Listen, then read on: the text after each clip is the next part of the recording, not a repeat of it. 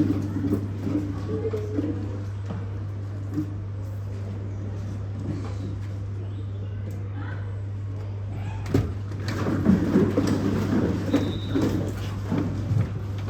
members, I welcome you all to the special seating of the Youth Parliament.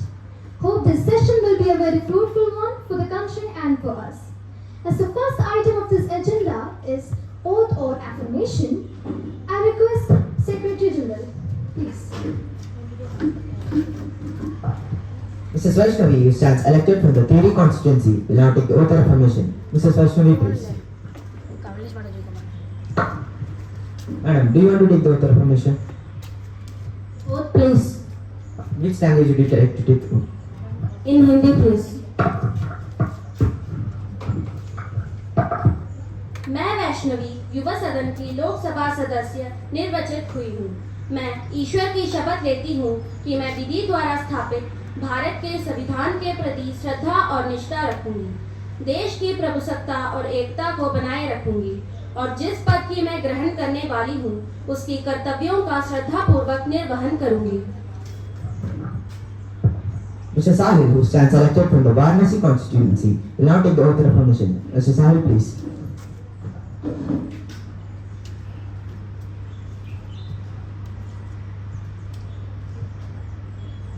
Sir, do you want to take the oath of affirmation? Oath, please. Which language would you like to take the oath? Sanskrit.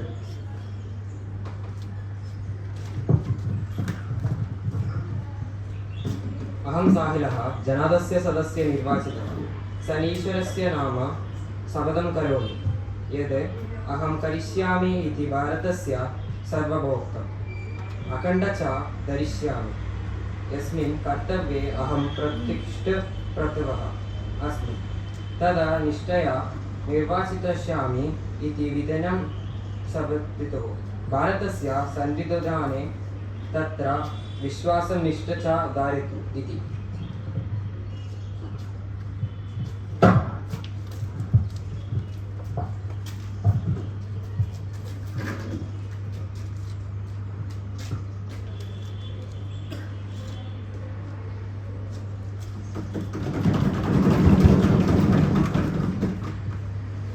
Honorable members, it is very sad to inform the House that we have lost precious lives in the tragic Wayanad incident of 2024.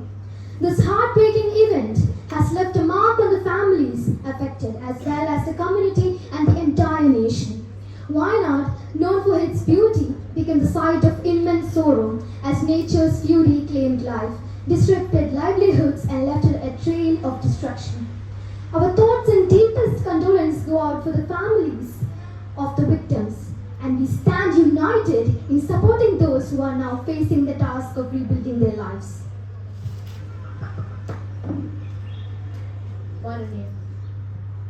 माननीय अध्यक्ष महोदय, मुझे दुख है कि हमारे देश में भूस्खलन के कारण केरल के कई लोगों के जीवन खो दिए हैं। मेरे संवेदनाएं पीड़ितों के साथ है और मैं आज इस घटना में मारे गए सभी लोगों को आदरपूर्वक श्रद्धांजलि अर्पित करता हूँ। धन्यवाद। I rise to pay tribute to all those people who lost their lives in the Wayanad incident which took place on July 2024. This devastating incident has left our nation in shock, claiming at least 420 lives and leaving behind more than 397 people injured. Each life held unique dreams and connections, leaving an unfillable void. Let this tragedy remind us of the importance of safety and unity. May the memories of those lost inspire a collective commitment to prevent future tragedies. Our thoughts and prayers go out to all affected by this heartrending event. May their souls rest in peace. The House may stand in silence for a while to express the deep grief and to pay homage to the departed souls.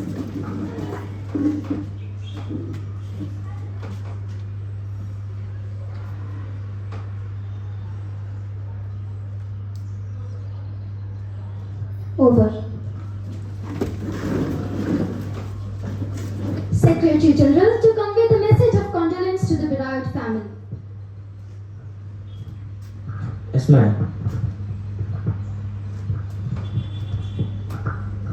माननीय सदस्यगण, मुझे आप सभी को ये बताते हुए अत्यंत प्रसन्नता हो रही है कि भारत चंद्रमा की दक्षिण ध्रुव पर सॉफ्ट लैंडिंग करने वाला दुनिया का पहला देश बन चुका है।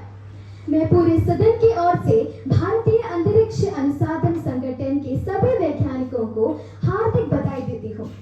देश के प्रत्येक नागरिक के लिए ये एक गर्व का क्षण है। आशा है कि भारतीय वैज्ञानिक भविष्य में भी ऐसे ही उत्कृष्ट प्रदर्शन से हमें गौरवान्वित करते रहेंगे। Now, I request the Honorable Prime Minister to introduce new ministers. Please. Honorable Speaker, Madam, I have immense pleasure in introducing to you and through you to the whole House, my colleagues and the new ministers. Mr. Sayajas, Minister of Panchayati Raj. Mrs. Tariga, Minister of Civil Aviation.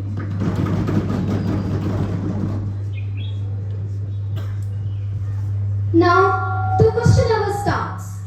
Question number 101 from Ministry of Agriculture and Farmers Welfare. Ms. Shivangi, please. माननीय अध्यक्ष महोदय, कर्ज से मर रहा है किसान, सरकार नहीं दे रही ज्ञान, फिर भी शासक दल कह रहा जय जवान जय किसान। क्या कृषि और किसान कल्याण मंत्री ये बताने के लिए कृपा करेगी? मेरी पहली सवाल, क्या सूखा, बाढ़, भूस्खलन, चक्रवात आदि आपदाओं से प्रभावित किसानों को हुए नुकसान के लिए क्या राज्य सरकार द्वारा मुआवजा प्रदान कर रही है? यदि नहीं, तो क्या केंद्र सरकार इसके लिए मुआवजा प्रदान कर रही है? मेरी दूसरी सवाल यह है कि यदि हाँ, तो तत्व संबंधी ब्यौरा क्या है? यदि नहीं, तो इसका कारण क्या है? धन्यवाद। कृषि एवं किसान कल्याण मंत्री मिस तन्मया। माननीय अध्यक्ष महोदय, इस प्रश्न के उत्तर में मैं बताना चाहूंगी कि भारत सरकार द्वारा अनुमोदित वस्तुओं और मानदंडों के अनुसार सूखा, बाढ़, भूस्खलन, चक्रवात आदि सहित सभी आकस्मिक प्रकृतियों के आवश्यक राहत प्रदान करने के लिए राज्य सरकार के पास दायित्व रूप से SDRF के तहत धन उपलब्ध है। मैं विपक्ष को बताना चाहूंगी कि 2018-19 को SDRF के तहत 45,654.76 करोड़ रुपए की सहायता जारी की गई है। Any more supplementary questions? Miss Ashwati. माननीय अध्यक्ष महोदया, आंखों में इस वक्त पेट काली है, चीख रही है रूह हर एक किसान की, लेकिन सोई हुई सरकार कहाँ जाने वाली है? Will the Minister of Agriculture and the Farmers Welfare be pleased to state A. The details of the schemes launched by the government to increase agriculture production in the country during last 3 years. B. If so, details of the potential benefit farmers due to implementation of schemes. Thank you. Minister of Agriculture and Farmers Welfare, Ms. Tanya. Honorable Speaker, Madam, for the kind information of opposition, I want to say that the government has taken various initiatives for the welfare of farmers such as Pradhan Mantri Fasal Bima Yojana, National Mission on Natural Farming, PM Kisan Samman Nidhi, PM Kisan Man Dhan Yojana, National Edible Oil and Oil Palm Mission, and International Millet Year. As a result of such initiatives, the food grain production has increased from 265.05 million tons to 330.53 million tons, which is the highest ever for the sector. Any more supplementary questions? Mr. Rishikesh. Honorable Speaker Madam, एक बार आकर देख कैसे हृदय विदारक मंजर है, फसलों से लग गई है आटे, खेत अभी भी बंजर है। Will the Minister of Agriculture and Farmers Welfare be pleased to state? Government promised to double the real income of the farmers, and for that production prices had to increase at a rate of over 10%. What steps has been taken to ensure for pricing of agricultural products? Ms. Tanya, please. Honorable Speaker, Madam, I would like to inform the Vice Opposition that our ministry has implemented various measures to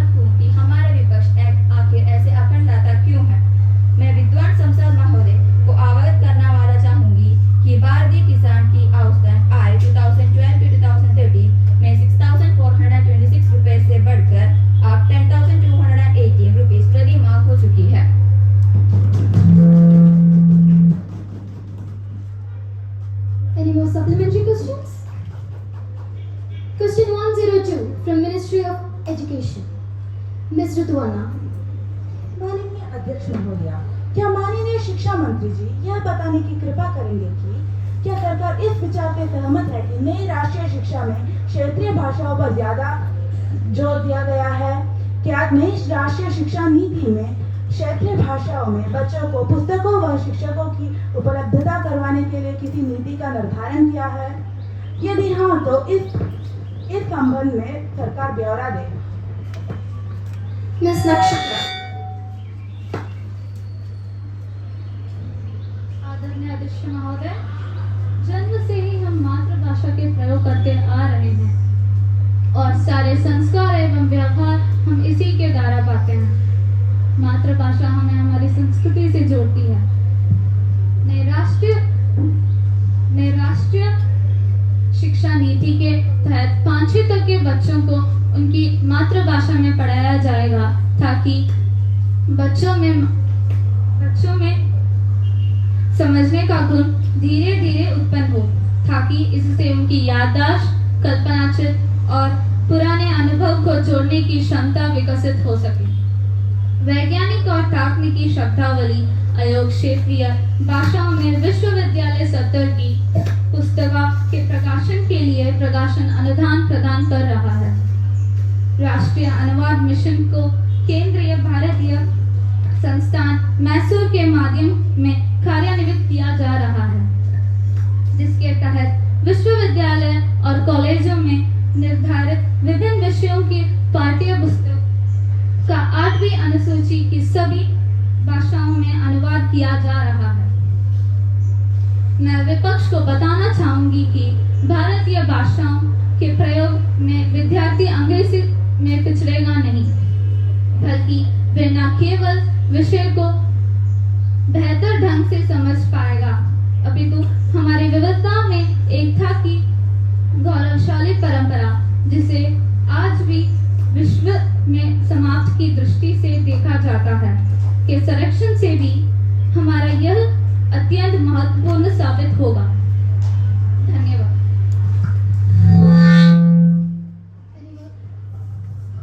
Any more supplementary questions? Ms. Haya. माननीय अध्यक्ष महोदय, यह नीति भविष्य की जरूरतों को पूरा करने का आश्वासन जरूर देती है, परंतु वर्तमान शिक्षा व्यवस्था को उस मुकाम तक कैसे पहुंचेंगे इसका कोई उल्लेख नहीं करती है। अगर ग्रामीण विद्यालयों की वर्तमान स्थिति की और गैर फरमाए तो आज भी वह महज 2 या 3 कमरों में ही पढ़ाया जाता है।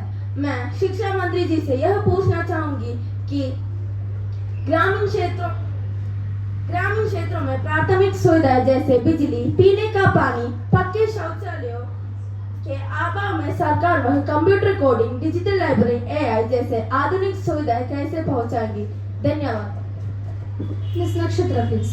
आदरणीय अध्यक्ष महोदय, हाल ही में स्कूल शिक्षा और साक्षरता विभाग से समग्र शिक्षा योजना के तहत 4,590 करोड़ रुपए के कुल बजट अनुमान के साथ देश भर के लगभग 1.20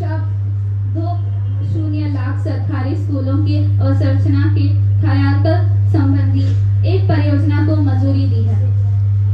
परियोजना के अंतर्गत ये उपयोग में बड़ी छोटी मरम्मत, कार्यात्मक शौचालय, बिजली कनेक्शन, कार्यात्मक पेयजल सुविधा और चारदीवारी निर्माण कार्य शामिल है।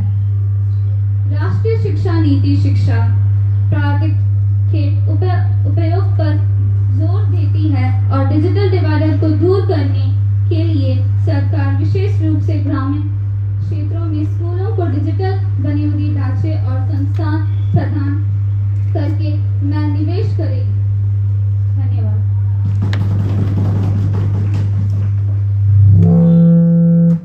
Any more supplementary questions? Mr. Rishidev. In Parliament, we strive to ensure that every child's future is bright. Though paths may differ, our goal is same to nurture young minds and ignite the flame. Whether the government proposes to income expenditure on education to provide a boost to be more new job as teachers and greater supply of younger skilled workers and professionals, and If so, details thereof any characteristics being taken while allowing the fund for various schemes. Ms. Nakshatra, Minister of Education, please. Honorable Speaker, Madam, the NEP 2020 envision an educational system rooted in Indian ethos that contribute in transforming India into a equitable and vibrant knowledge society by providing high quality education to all and thereby making India a global knowledge superpower. The NEP 2020 envisions sustainable increase in public interest and education by both the central government and all state governments. Thank you.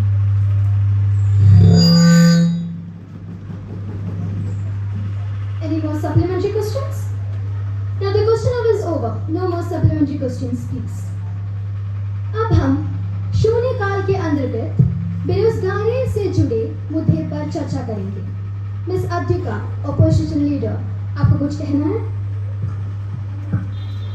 सुश्री, पढ़ लिख कर भी हुआ बेकार बैठे हैं, डिग्रियों वाले भी देखो लाचार बैठे हैं, और जिन्होंने ये रोजगार देने का वादा किया था वह यहाँ कुर्सी पर मुस्कुराए बैठे हैं। Honorable Speaker, Madam, thank you for giving me this opportunity to raise this very serious issue of unemployment, which is rising very rapidly in our country. As someone said, an unemployed state is a worse negotiation of life than death itself. Bharat विश्व का सबसे युवा देश है और आज देश में 7.9% यानी 33 मिलियन लोग बेरोजगारी का आंकड़ा 8% तक पहुंच चुका है। ऐसे में अगर देश के सबसे ऊंचे सदन में बेरोजगारी जैसे संवेदनशील मुद्दे पर सरकार चर्चा से भाग रही है तो ये दुर्भाग्यपूर्ण है। बहुत ढूंढा नहीं, दिखाई दिया अपना विकास, देखो बेरोजगार खेल रहे हैं स्मार्टफोन पर ताश। महोदया, सरकार की बेरोजगारी के प्रति उदासीनता को देखकर मुझे तो रोम के निरोगी याद आते हैं। मैं जानना चाहूंगी, माफ कीजिएगा, मैं एवं इस देश का हर एक नागरिक ये जानना चाहेगा कि सरकार बेरोजगारी के मुद्दे पर ध्यान देना कब शुरू करे, कब उद्योगपतियों के साथ साथ गरीबों का भी ख्याल रखा जाए। धन्यवाद। मिस अश्मिता, रोजगार मंत्री। माननीय अध्यक्ष महोदय, मैं विपक्ष की जानकारी के लिए यह बता दूं कि हमारी सरकार पूर्ण बहुमत से सत्ता में आई है, जिससे यह स्पष्ट होता है कि जनता को हमारे फैसलों और नीतियों पर पूर्ण रूप में विश्वास है। और यदि बात बेरोजगारी की करें तो उसके लिए अंतर्राष्ट्रीय कारण और घटनाएं जिम्मेदार हैं, जैसे कोविड-19, रूस यूक्रेन युद्ध, श्रीलंका का गृह युद्ध आदि, जिन पर किसी का नियंत्रण नहीं था। इसका प्रभाव सिर्फ भारत पर ही नहीं अपितु संपूर्ण विश्व पर पड़ा। फिर भी भारत की स्थिति अन्य यूरोपियन देशों की तुलना में बहुत बेहतर है। महोदय, हमारी सरकार ने इस विषय को गंभीरता से लिया है और अनेकों कदम भी उठाए हैं। बेरोजगारी के लिए हमारी सरकार ने अन्य योजनाएं चलाई हैं, जैसे हाल ही में चलाई गई विश्वकर्मा श्रम सम्मान योजना, जिसके माध्यम से अपना खुद का रोजगार शुरू करने के लिए हमारी सरकार द्वारा 6 दिवसीय ट्रेनिंग और अपना रोजगार स्थापित करने के लिए 10,000 से 10 लाख रुपए तक आर्थिक सहायता प्रदान की जाएगी। इसके अलावा हमारी सरकार द्वारा महात्मा गांधी राष्ट्रीय ग्रामीण रोजगार अधिनियम योजना चलाई गई, जिसे सिर्फ ग्रामीण देश में नहीं बल्कि सब शहरी क्षेत्र में भी लागू कर दी गई, जिससे शहरी लोगों को भी इससे फायदा मिला है।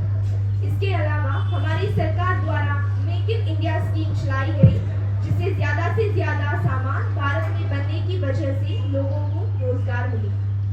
महोदय, अंतर्राष्ट्रीय आर्थिक संकट के बावजूद भारत में बेरोजगारी का दर पिछले 3 वर्ष से स्थिर है और हमारी सरकार का लक्ष्य है कि अगले 10 वर्ष में बेरोजगारी के दर को 50% कम किया जाए। अध्यक्ष महोदय, मैं और मेरी सरकार विपक्ष और इस सदन को आश्वस्त करते हैं कि जल्द ही आम जनता में बेरोजगारी कम होगी और हमारी देश में रोजगारी बढ़ेगी। धन्यवाद। Honorable Speaker, Madam, a serious issue of breach of privilege has been committed by the member of civil society, a few news channels and newspapers in Mumbai were commenting on the draft of Land Acquisition Bill 2023 approved by the Parliamentary Standing Committee. All these attributed dishonest motives, doubts, integrity of the whole political class and all honorable members of the Parliament. So, I request you to kindly allow me to raise this important issue of breach of Parliament under the Parliamentary Act of 188. Miss Malavika, have you given a notice of it earlier? You may give due notice and I shall consider it. You can't spring a surprise on me like that. I have already given the notice of it at 10 a.m. today. It will be examined when it comes to me. I shall consider it and let you know about my decision. Now, it's time for papers to be laid on the table.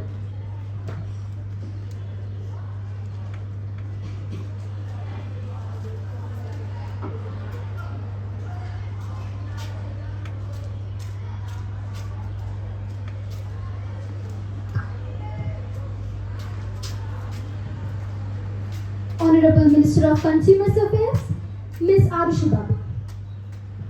अध्यक्ष महोदय, मैं उपभोक्ता संरक्षण के अधिनियम 2019 के धारा 105 के उपधारा 1 के अंतर्गत अधिसूचनाओं की एक प्रति सभा पटल पर रखती हूँ। धन्यवाद। सभा की बैठकों से सदस्यों की अनुपस्थिति संबंधी समिति ने सभा में प्रस्तुत अपने प्रतिवेदन में सिफारिश की है कि निम्नलिखित सदस्यों उनके नाम के सामने उल्लेखित अवधि के लिए अनुपस्थित की अनुमति प्रदान की जाए। दिया लक्ष्मी 1 से 10 नवंबर, पार्वण 5 से 17 नवंबर। क्या सभा की यह समिति द्वारा अनुशासित अनुमति प्रदान की जाए? अनुमति प्रदान की जाती है। सदस्यों का तदनुसार सूचित किया जाएगा। Secretary General to report the message from the upper chamber of the Youth Parliament. Madam Speaker, I to report the following message received from the upper chamber of the Youth Parliament. In accordance with the provision of the values of procedure and conduct of business in Youth Parliament, I am directed to enclose a copy of the new press and registration of Periodicals Bill 2023, which has been passed by the House as its sitting was held on 8th August 2023.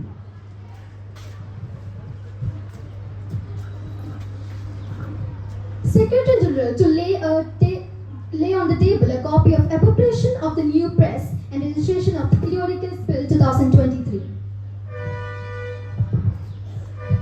Madam Speaker, I lay on the table of the House a copy of the new press and registration of Periodicals Bill as it is passed by the upper chamber. Honorable members, I am pleased to make an announcement on behalf of the honorable members of the House.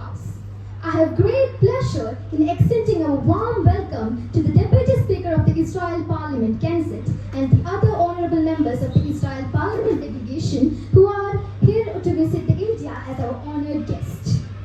The other honorable members of the Knesset are Mr. Karthik, member of the Knesset, Ms. Isha Raj, Secretary General of the Knesset. It is a very high-powered delegation. The delegation arrived here on 15 September 2024. They are now seated in the special box. We wish you all a very happy and fruitful stay in our country.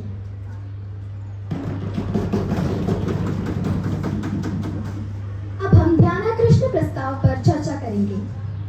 Miss Shivangi अपने मुद्दे पर मंत्री महोदय का ध्यानाकर्षण करें। Susri, Honorable Speaker Ma'am, I want to draw attention to Social Justice and Empowerment Minister regard to the increasing in number of drugs users in India. महोदय, हमारे देश में ट्रैफिकिंग ड्रग एडिक्शन की समस्या बढ़ती ही जा रही है। हानिकारक दवाइयों के सेवन से हमारी युवा पीढ़ी को बर्बाद करने की साजिश हो रही है और मुझे बड़े दुख के साथ यह कहना चाहती है कि साजिश से हमारा पड़ोसी मुल्कों का हाथ है। देखकर हमारा बुझुर्ग तो रहा है कि देश के नौजवान को आज नशा तोड़ रहा है। महोदय, ड्रग अब्यूज विक्टिम्स की उम्र तो 20 साल की से भी कम है। 9 out of 10 people with drug addiction began using these substances before they turned 18. हमारी युवा पीढ़ी, हमारे यूथ, जिससे हम भारत के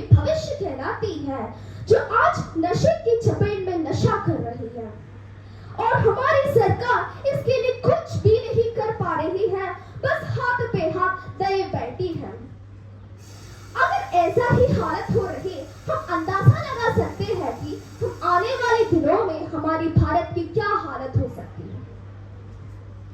महोदय, भारत में तकरीबन 10,000 सुसाइड्स तो ड्रग और अल्कोहल की एडिक्शन के कारण ही हो रही है। ऐसे में हमारी सरकार लोगों के लिए क्या कर रही है? इनसे बड़े बड़े ठोकिए सरकार बनाई और फिर उसको मरने के लिए छोड़ दिया। Ma'am, Supreme Court on September 2022 acknowledged that inroads made by the drug mafias in the society, especially among the youngsters, pose a grave situation. हमारे देश में ड्रग सप्लाई एक बड़ा नेटवर्क है और इन नशीली दवाओं के व्यापार में ड्रग माफियाज, ड्रग डीलर्स और हमारे प्यारे बॉलीवुड के एक बहुत हद है। और तो इन्हें कई राजनीतिक व्यक्तियों का संरक्षण भी प्राप्त है, तभी तो आज ये लोग घूम रहे हैं। सरकार इनके खिलाफ कुछ नहीं करती। इस अंडरवर्ल्ड के गेम को खत्म क्यों नहीं करती? क्या हमारी सरकार डर गई है? हमारी सरकार को बस अपनी जेब से ही मतलब है, अपनी पैसा से ही मतलब है। फिर हमारी सरकार यह भी भूलती है कि अंदर 23% की इकोनॉमी है, अरे इकोनॉमी खासी इकोनॉमी। फिर हमारी सरकार यह भी भूलती है कि इसको रोकने के लिए हम बहुत प्रयास कर रही है। अगर इतना प्रयास कर रही है, पॉलिसीज बना रही है, तो अब तक ये क्यों बंद हो गया है? सिर्फ पॉलिसीज बना चुके से, सिर्फ स्लोगन्स बना चुके से कुछ नहीं होता, उस पर काम भी करना होता है। महोदय, हमारी सरकार सिर्फ उसके ऐप से ही मतलब है, उसको लोगों पर कोई चिंता नहीं है। हमारी सरकार ब्रेड से चौकी है, धृतराष्ट्र से चौकी है, उसको लोगों के दुख को दिखा नहीं पा रहा है। अंत में सिर्फ यही कहना चाहती है कि पाप को फटकाने दो, कलयुग को आने दो, श्री कृष्ण को अवतार लेने दो। हम जानता है कि करता धरता कुछ नहीं करेंगी, उन्हें ही उद्धार करने दो। धन्यवाद। मिस अनुगा बाबू, सामाजिक न्याय एवं सशक्तिकरण मंत्री। माननीय अध्यक्ष महोदय, मैं विद्वान विपक्ष की जानकारी के लिए उन्हें यह बता दूं कि हम इस सत्ता में पूर्ण बहुमत से आए। जनता को हम पर पूरा भरोसा है, लेकिन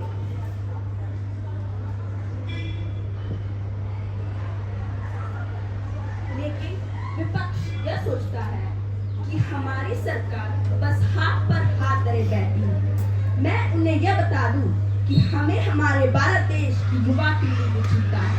हम इसके लिए काम करते आए हैं, काम कर रहे हैं तथा करते रहेंगे। Ma'am, our government has 2 flagship initiatives to check the drug abuse in the country.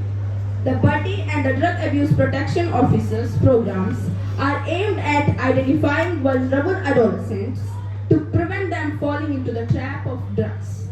मानिए, बड़ी प्रोग्राम के तहत विभिन्न शिक्षण संस्थानों में 9.51 लाख समूह गठित किए गए हैं। दोहराती हूँ, 9.51 लाख समूह गठित किए गए हैं। And more than 43.5 lakh students have been enrolled as buddies.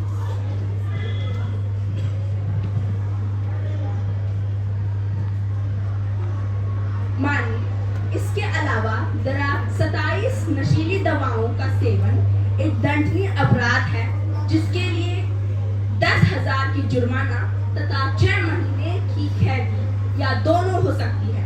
Narcotics control bureau के अनुसार 3 वर्षों में 89,000 से अधिक फुटबॉल मैदानों के आकार वाले क्षेत्रों में अफीम और भांग की खेती को नष्ट किया गया है। माननीय एनसीबी ने यह भी कहा है कि पिछले 3 वर्षों में देश भर में 35,000 एकड़ पोस्त की खेती तथा 82,000 एकड़ भांग की खेती। 1 मिनट संसार शिवा की आप सदन का मर्यादा बनाए रखिए। तथा 22,000 एकड़ भांग की खेती को नष्ट कर दिया गया है। और आप कहते हैं कि सरकार कुछ नहीं कर रहे हैं। अरे जागे, अपना आसपास देखिए, सरकार तो अपना काम पूरी निष्ठा से कर रही है। और जहां तक बात है ड्रग माफिया की, उन्हें पकड़ना उतना भी आसान नहीं जितना विपक्ष समझते हैं।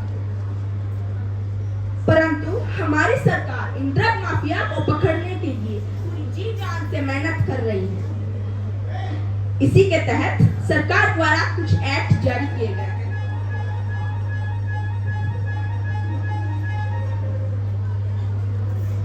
The narcotic drug and psychotropic substance act 1985 के तहत किसी प्रकार की नशीली दवा या साइकोट्रोपिक दवा के उत्पादन, रखने, बेचने, खरीदने या भंडारण करने से रोकता है और जो भी ऐसा करते हैं उसे उचित दंड की प्राप्ति होती है।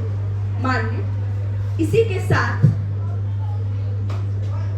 मादक द्रव्यों के सेवन की समस्या से निपटने और भारत को नशा मुक्त बनाने के दृष्टिकोण के लिए नशा मुक्त भारत अभियान 2020 में शुरू किया गया था। नारकोटिक्स कंट्रोल ब्यूरो द्वारा अपूर्व पर अंकुश, सामाजिक न्याय और अधिकारिता द्वारा जागरूकता फैलाना, शिक्षण संस्थानों में अवेयरनेस कैंप लगाना आदि और भी कई माध्यमों से जागरूकता फैलाई जा रही है। धन्यवाद।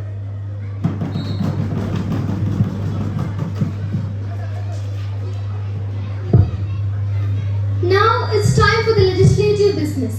Honorable Electronics and Information Technology Minister to introduce the bill.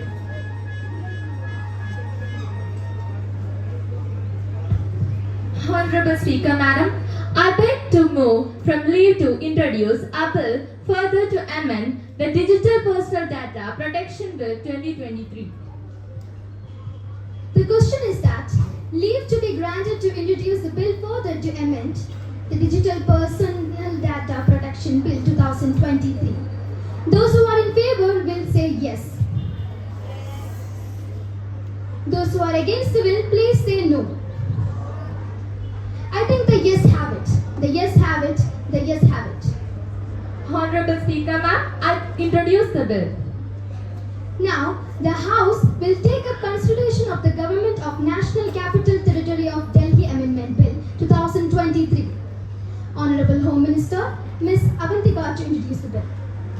I have great pleasure and privilege to take consideration on the Government of National Capital Territory of Delhi Amendment Bill 2023. This will be a milestone and a new chapter in the history of administration of National Capital of Bharat, Delhi.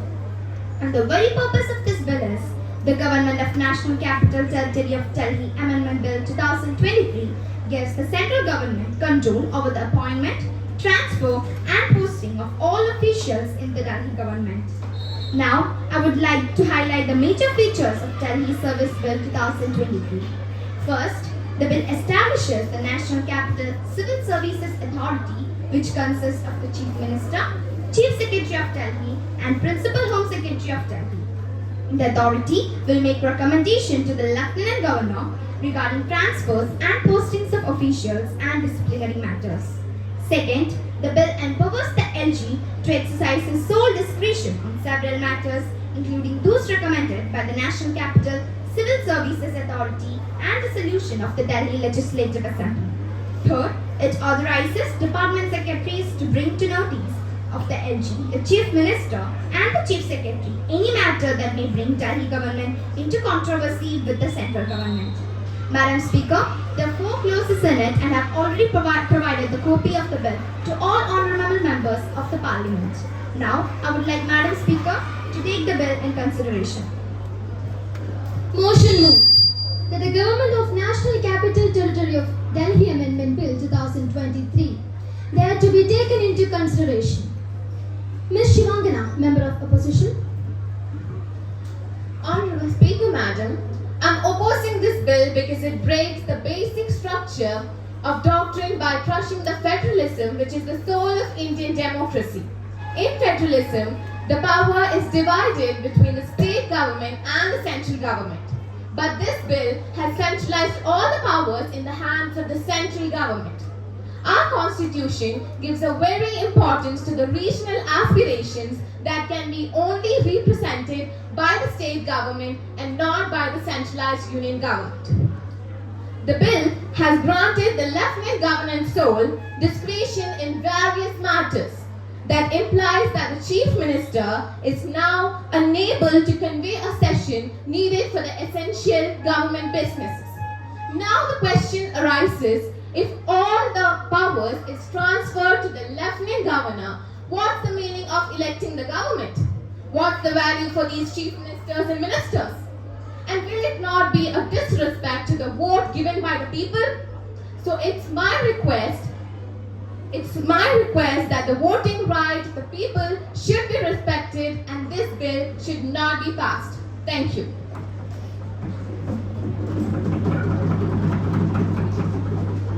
Ms. Malavika Rajesh, सदस्य विपक्ष। माननीय अध्यक्ष महोदया, वे दिल्ली संशोधन विधेयक का विरोध करने खड़ी हुई है। यह विधेयक जिम्मेदारी की सिद्धांतों प्रिंसिपल ऑफ कलेक्टिव रिस्पांसिबिलिटी को कमजोर करता है। यह विधेयक अधिकार और जवाबदेही की त्रिश्रृंखला की triple chain of authority and accountability को खत्म करता है। जवाबदेही की त्रिश्रृंखला यह होता है कि अफसरशाही की जवाबदेही मंत्री को, मंत्री की जवाबदेही विधेयिका को और ले विधेयिका की जवाबदेही जनता को। इसमें से अगर आप अफसरशाही को हटा देंगे तो जवाबदेही की त्रिश्रृंखला टूट जाएगी। विधेयिका उपराज्यपाल को केंद्र शासित प्रदेशों में नियुक्त और स्थानांतरण की शक्ति देता है। अयोध्या की विवादास्पद धारा 19 में कहा गया है कि संविधान की 7वीं अनुसूची की सूची 2 की प्रविष्टि 4 तहत दिल्ली विधानसभा को सेवा पर नियंत्रित नहीं होगा। यह एलजी को अधिकार देते हैं और उन्हें कई महत्वपूर्ण मामलों में अंतिम प्रकार बनाते हैं। मैं यह पूछना चाहूंगी कि क्या यह बिल हजराकदा को जन्म नहीं देता है? यह जानना चाहूंगी कि अगर किसी व्यक्ति को बिजली, पानी, सड़क आदि से संबंधित कोई के पास जिसे जनता ने अपने विकास के लिए चुना है या उपराज्यपाल के पास जिस तक पहुंचना उसके लिए लगभग असंभव है। यह बिल चुना हुआ सरकार की सारी शांतियां उपराज्यपाल को देता है। अतः मैं यह कहना चाहूंगी कि इस बिल को पारित नहीं किया जाना चाहिए। मिस्टर रोहन, सदस्य सत्ता पक्ष। माननीय अध्यक्ष महोदया, मैं इस बिल के समर्थन में खड़ा हूँ। मैं आपके माध्यम से सदन को बताना चाहता हूँ कि यह बिल का उद्देश्य केवल दिल्ली में सुचारू रूप से भ्रष्टाचार विहीन और लोकाभिमुख शासन हो, और वो है विपक्षी दल इस विधेयक का विरोध केवल भ्रष्टाचार को छिपा लिए कर रहे हैं। मैं विपक्ष से आग्रह करता है कि वे अपने स्वार्थ छोड़कर दिल्ली वासियों के भलाई के लिए भी सोचें। यह विधेयक में कई ऐसे भी मामले हैं जो सरकार को भी नियमों से बांधते हैं ताकि दिल्ली प्रशासनिक व्यवस्था में सुधार किया जा सके। मैं विपक्ष से जानना चाहती है कि वे कौन से राज्य और राज्य सरकार के पावर में बात कर रहे हैं। महोदया, मैं विपक्ष के जानकारी के लिए यह बताना चाहता हूँ कि यह बिल दिल्ली पर लागू किया जाएगा और दिल्ली तो कोई राज्य नहीं है, बल्कि यह तो 1956 से लेकर अभी तक एक केंद्र शासित प्रदेश है। धन्यवाद। मिस अर्पिता, नेता प्रतिपक्ष। माननीय अध्यक्ष महोदय, कई सालों से सत्ता पर बैठी सरकार दिल्ली को पूर्ण राज्य का दर्जा देने की कोशिश कर रही है। 2014 में श्री प्रधानमंत्री जी ने दिल्ली वासियों से वादा किया था कि वे उन्हें प्रधानमंत्री बनाएं और वे दिल्ली को पूर्ण राज्य का दर्जा देंगे, परंतु आज उन्होंने यह वादा तोड़ा है। उन्होंने सभी दिल्ली वासियों का पीठ में छुरा छोपा है। यह बिल दिल्ली के लोगों के बेबस बना देता है, असहाय बना देता है, लाचार बनाता है। डरा चीज है, लोगों की आजादी छीन ली है, क्योंकि दिल्ली में अब चुनाव तो होंगे। दिल्ली के लोग अपनी सरकार तो चुनेंगे, परंतु उस सरकार को काम करने की कोई भी शक्ति नहीं होगी। दिल्ली के लोगों के वोट की अब कोई कीमत नहीं बची है। महोदया, सिर्फ यही नहीं, ये बिल भारत की प्रतिष्ठित संघीय व्यवस्था को कमजोर करने की धमकी देता है। हमारा संघीय ढांचा हमारे लोकतंत्र का सार है, जिसे केंद्र और राज्य सरकार के बीच शक्ति संतुलन सुनिश्चित करने के लिए डिजाइन किया गया है। हालांकि यह प्रस्तावित बिल केंद्र सरकार के हाथों में असंगत रूप से शक्ति केंद्रित करता है, जो इस नाजुक संतुलन के लिए एक गंभीर खतरा है। शक्ति को केंद्रित करके हम विभिन्न राज्यों के सामने आने वाले अनूठी चुनौतियों के उपक्ष उपेक्षा करते हुए विविधता को दबाने का जोखिम उठाते हैं।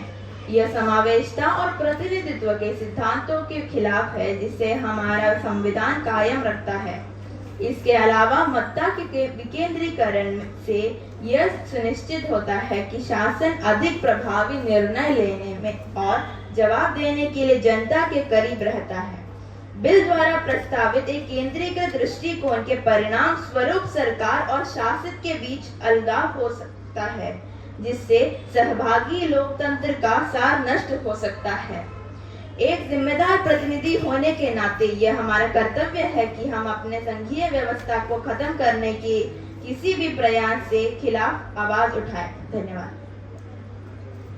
माननीय प्रधानमंत्री जी श्री अलवाला। आदरणीय अध्यक्ष महोदय, आज देश भर में दिल्ली अध्यादेश बिल पर व्यापक चर्चा हो रही। अलग अलग क्षेत्र, अलग अलग विचारधाराओं के लोग इस पर विचार प्रकट कर रहे हैं, इस बिल का रिव्यू कर रहे हैं और ये एक हेल्थी डिबेट का विषय बन चुका है। महोदय, ये बिल हमारे प्रिय राजधानी नगर में प्रशासनीय संरचना को सुधारने के महत्वपूर्ण कदम का प्रतिनिधित्व है। हम इस महत्वपूर्ण कानूनी प्रस्तावना पर विचार करते हुए हमें पहले यह याद करना चाहिए कि हमारा संयुक्त लक्ष्य यह है कि हम दिल्ली में प्रभारी प्रशासन, बेहतर समन्वय और सुधारी विकास को सुनिश्चित करें। प्रस्तावित संशोधन का उद्देश्य निर्णय निर्माण प्रक्रियाओं को संवेदनशील बनाना और राष्ट्रीय राजधानी क्षेत्र में विभिन्न हितधारकों की भूमिकाओं और जिम्मेदारियों का स्पष्टीकरण करना है। महोदय, यह बिल फेडरलिज्म के सिद्धांतों को कमजोर करने का प्रयास नहीं है और न दिल्ली सरकार के अधिकारों में दखल देने का उद्देश्य रखता है। विपरीत यह एक संतुलित ढांचा स्थापित करने को प्रयास कर रहे हैं, जो संविधान की आत्मा का सम्मान करते हुए समय समय पर दिल्ली जैसे एक गतिमान शहर की समर्थ चुनौतियों को समाधान कर सके। इस बिल को सुनिश्चित बहसों के बाद और मस्तिष्क मिलाप के साथ तैयार किया गया है, जो दिल्ली की निर्वाचित सरकार का सशक्तिकरण करेगा और महत्वपूर्ण मुद्दे पर सहमति के अवसर प्रदान करेगा। इस सहयोगी दृष्टिकोण से हम सशक्त प्रकाशन और दिल्ली के नागरिकों के लिए सेवाओं की बेहतर आपूर्ति की ओर बढ़ सकते हैं। ये बिल जवाबदेही, पारदर्शिता और समान विकास के सिद्धांतों का पालन करता है। इस बिल का समर्थन करके हम न केवल दिल्ली के प्रशासन को समृद्ध कर रहे हैं, बल्कि हम अपने राष्ट्र को सहयोगी फेडरलिज्म की एक सकारात्मक प्रस्तावना की दिशा में जा रहे हैं। धन्यवाद। Miss Avantika, home minister. यहाँ न शासन हमारा न तुम्हारा, हम दोनों के बाजू को जनता ने ही संवारा है। भारत को भ्रष्टाचार मुक्त बनाना मकसद हमारा है। अब कुछ कर्तव्य तुम्हारा है, अब कुछ कर्तव्य हमारा है।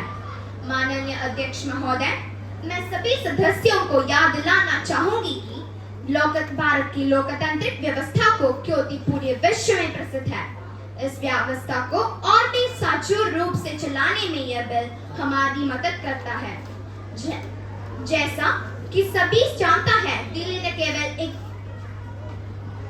केंद्र शासित प्रदेश है, बल्कि साथ ही भारत की राजधानी भी है। दिल्ली की प्रशासन न केवल दिल्ली को ही बल्कि पूरे भारत की लोकतांत्रिक व्यवस्था को प्रभावित करता है। किंतु ये विधेयक दिल्ली सरकार और केंद्र सरकार के बीच विवाद का केंद्र बिंदु बन गया है।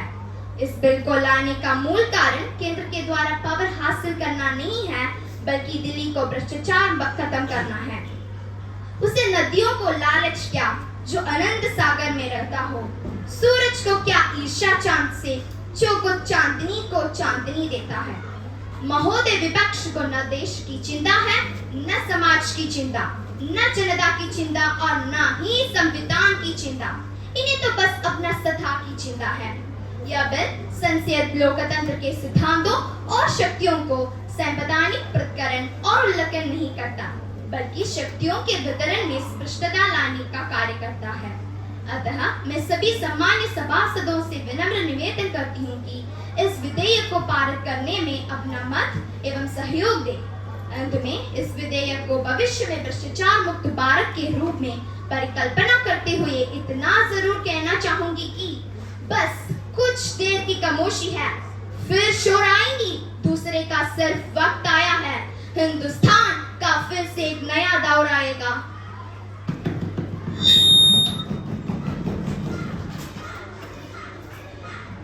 Now the question is that Government of National Capital Territory of Delhi Amendment Bill 2023, they are to be taken into consideration. Those who are in favor will say yes. Those who are against will say no. I think the yes have it. The yes have it. The yes have it. The motion is adopted. Now, clause by clause consideration. Now the question is that clause 2 by 4 stand part of the bill. Those who are in favor will say yes. Those who are against will say no. I think the yes have it. The yes have it. The yes have it. The motion is adopted. Clause 2 to 4 stand part of the bill. Now the question is that clause 1, the enacting formula and the title stand part of the bill. Those who are in favor will say yes. Yes. Those who are against the bill say no. I think the yes have it. The yes have it. The yes have it. The motion is adopted. Home Minister, Ms. Avantika.